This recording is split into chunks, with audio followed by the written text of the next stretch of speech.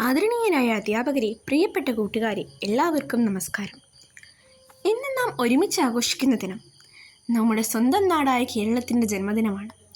കേരളപ്പിറവി ദിനം 1956 നവംബർ 1 മലബാർ, തിരുവിതാംകൂർ, കൊച്ചി എന്നീ പ്രദേശങ്ങൾ സംയുക്തമായി ഒരു ഇന്ത്യൻ സംസ്ഥാനമായി കേരളം രൂപം കൊണ്ടത്.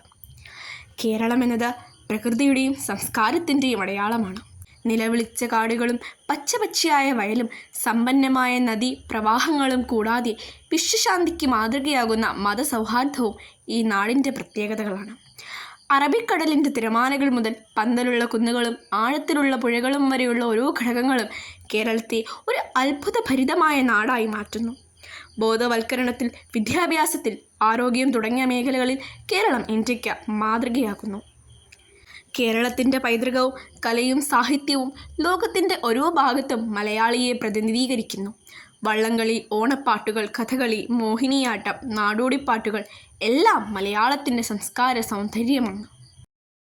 ഇന്നത്തെ കേരളപ്പിറവി ദിനത്തിൽ നമുക്ക് ചെയ്യാൻ കഴിയുന്നത് നമ്മുടെ നാടിൻ്റെ നല്ലൊരു ഭാവിക്ക് വേണ്ടി നമ്മളാൽ ആവുന്ന രീതിയിൽ പ്രവർത്തിക്കുന്നതിലൂടെയാണ്. നമുക്ക് വാക്കിലും പ്രവൃത്തിയിലും ഒരു നല്ല കേരളം സൃഷ്ടിക്കാൻ പ്രതിജ്ഞയെടുക്കാം. കേരളം എൻ്റെ അഭിമാനമാണ്, എൻ്റെ ആത്മാവിൻ്റെ ഭാഗമാണ്. ഇത്രയും പറഞ്ഞുകൊണ്ട് ഞാൻ എൻ്റെ വാക്കുകൾ ഉപസംഹരിക്കട്ടെ. നന്ദി, നമസ്കാരം.